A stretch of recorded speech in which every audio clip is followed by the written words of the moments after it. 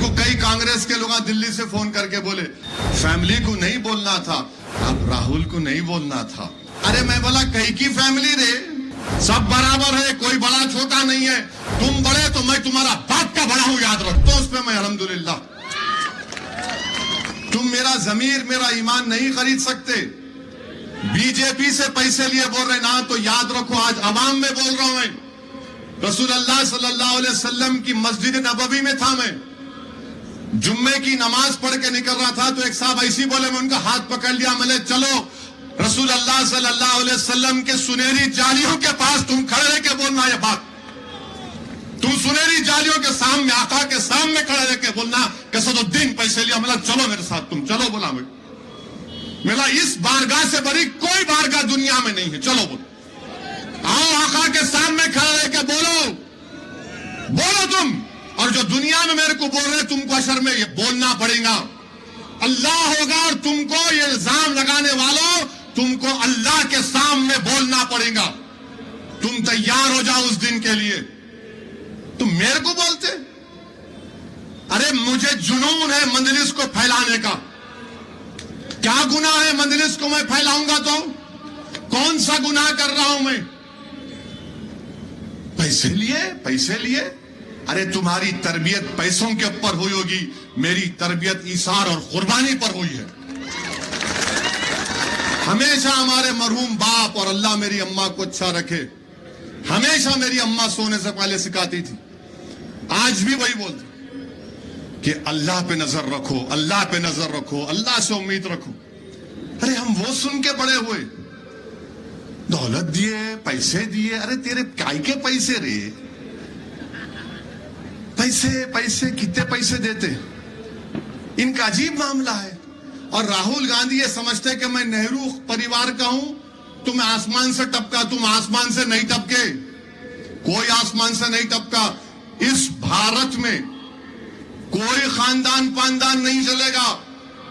जो मेहनत करेगा, जो जज्बा रहेगा, जो मन चला रहेगा, जुनूनी रहेगा, लोग उसके पीछे जाएंगे।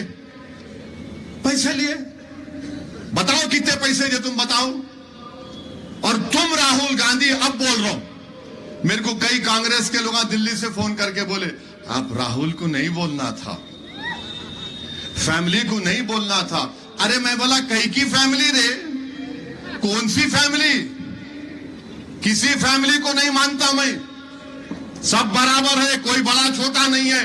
तुम बड़े तो मैं तुम्हारा बाप का बड़ा हूं, याद रखो। कोई बड़ा छोटा नहीं, सब बराबर है। तुम्हारे पास जो चमचे पलते होंगे वो तुमको बड़ा समझते। जब भी तुम्हारे से मिला, आंख में आंख डाल के बात किया, और बात वैसे ही करूंगा मैं। राहुल गांधी ये बोलो तुम अमेठी हार गए, मैं नहीं था। स्मृति ईरानी से तुम्हारी डील क्या हुई बोलो? मैं नहीं था ना, था मैं लड़ा इलेक्शन, हार गए। कौन दिए पैसे उनको हारने को? 2019 का लोकसभा चुनाव लड़े, इन्हों पार्टी के प्रेसिडेंट 50 पे आके दम तोड़ दिए। मोदी से कितने लिए तुम बताओ मेरे को? आप कितने लिए राहुल गांधी? तुम मोदी से बताओ कितने पैसों में तुम बिके मोदी के सामने, बताओ देश को। अपना इलेक्शन हार गए, वायनाड में जीते। क्यों जीते? क्योंकि वहां पे 30% असदुद्दीन ओवैसी है। तुम आके हमारे को बोलते, याद रखो तुम्हारी हर बात का जवाब देने को तैयार हूं मैं। कोई पैसों से खरीद नहीं सकता। हां, तुम मोहब्बत दिखाओ, मैं अपना सब चीज कुर्बान करने को तैयार हूं। तुम अगर लड़ने को आओगे तो मैं मर जाऊंगा, मगर तुम्हारे सामने सर नहीं झुकाऊंगा कोई ताकत के सामने। आप हमारे को बोल रहे ऐसा करे वो करे। अच्छा, मैं तो बोल दिया राहुल गांधी को आओ। कई को बोलते प्यारे तुम वायनाड छोड़ो, अमेठी तुम जाने वाले नहीं है, फिर हारते तुम वहां पे। अगर तुम गए अमेठी को तो मैं आ रहा हूं राहुल गांधी तुम्हारे खिलाफ, इंशाअल्लाह ताला आऊंगा मैं। खाली आके जरा दौरा करके जाता हूं, खाली एक मस्जिद में जाके नमाज पढ़ के सलाम वालेकुम भाई तुम्हारा फकीर आया है, मेरी लाज रख लो, इतना ही बोलूंगा बस। देखेंगे क्या होता फिर। और फिर उन्होंने खत्म हुए तो इनका पीसीसी का प्रेसिडेंट, इन्हों आरएसएस से आए, मेरी बात यकीन करो आप, मैं जिम्मेदारी के साथ कह रहा हूं, आरएसएस से आया, ये पीसीसी का प्रेसिडेंट, इसकी शुरुआत आरएसएस से हुई, इसकी जिंदगी जब तक रहेगी आरएसएस में ही रहेगा। और आरएसएस की खूबसूरती है कि आरएसएस सब कुछ छोड़ती है, ऐसा तू वहां जा, तू यहां जा, तू उधर जा, तू इधर जा। तो इन्होंने शुरू किया आरएसएस, फिर उसके बाद इन्होंने बीजेपी में, बीजेपी में गए। 1999 में असेंबली का इलेक्शन, बाई इलेक्शन हुआ, सैयद सज्जाद साहब का इंतकाल हो गया, कारवान का। अफसर खान लड़े, किशन रेड्डी पहला इलेक्शन मंडली से लड़के हार गए, डिच्चा मारने को आए, उल्टा मामला हो गया। मैं अपनी आंखों से ये आरएसएस अन्ना को किशन रेड्डी के साथ काम करते देखा। फिर बाद में आरएसएस बोली नहीं तू छोड़ दे, टीडीपी में चला जा। टीडीपी की साइकिल पे ऐसा बैठा, नायडू की साइकिल को ही तोड़ दिया पूरा। तो नागपुर से आरएसएस का हुक्म हुआ कि अब तू चले जा कांग्रेस में चले गया। अब ये ऐसा इंसान है जिस किसी इमारत पे बैठता उसको बिठाता उन्हें, पूरा डिमोलिश करते।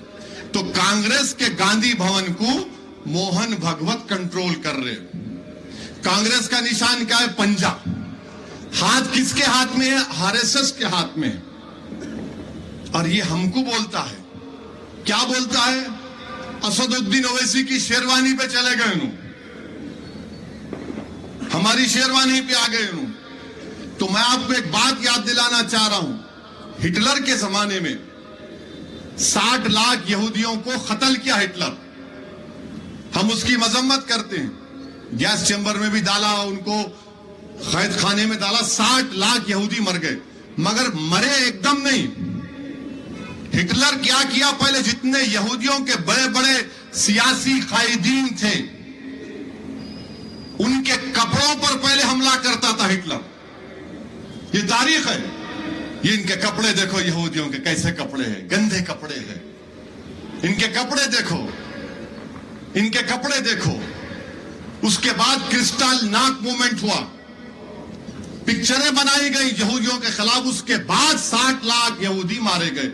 तो ये शख्स भी अब जब कपड़े पे हमला करना शुरू किया, वो हिटलर की तारीख को दोहरा रहा है। ये आरएसएस अन्ना, पहले कपड़े पे हमला करो, उसके बाद क्रिस्टल नाक का मूवमेंट होगा, उसके बाद फिजिकली इनको हार्म करो। इसकी जहनियत, नफरत इसके जबान पे आ ही गई। तो उसको असदुद्दीन ओवैसी से नफरत तो दिखा रहा है, मगर नफरत है हर शेरवानी, कुर्ता पैजामा, टोपी और दाढ़ी रखने वाले से। इसको नफरत जबान पे अल्लाह ला ही दिया, अल्लाह इसको एक्सपोज कर दिया। असदुद्दीन ओवैसी को नहीं इसने कहा, बल्कि आप तमाम को इसने पैगाम दिया कि जैसा हिटलर ने पहले जबान से कपड़ों पर हमला किया, उसके बाद जिस्मानी हमले शुरू हुए। अब क्या भारत में ट्रेनों में दाढ़ी देखकर गोली नहीं मारी जा रही है? देखा नहीं आपने जयपुर के एक्सप्रेस में रेलवे प्रोटेक्शन का ऑफिसर नाम पूछ के गोली मार दिया 3 लोगों को। दाढ़ी रखने पर नहीं मारा जाता, सर पे टोपी पहनने वालों को नहीं मारा जाता, बुर्खा पहनने वालों को नहीं मारा जाता, गाली नहीं दी जाती, गोश्त का कारोबार करने को पीट मारने वालों को पीटा नहीं जाता।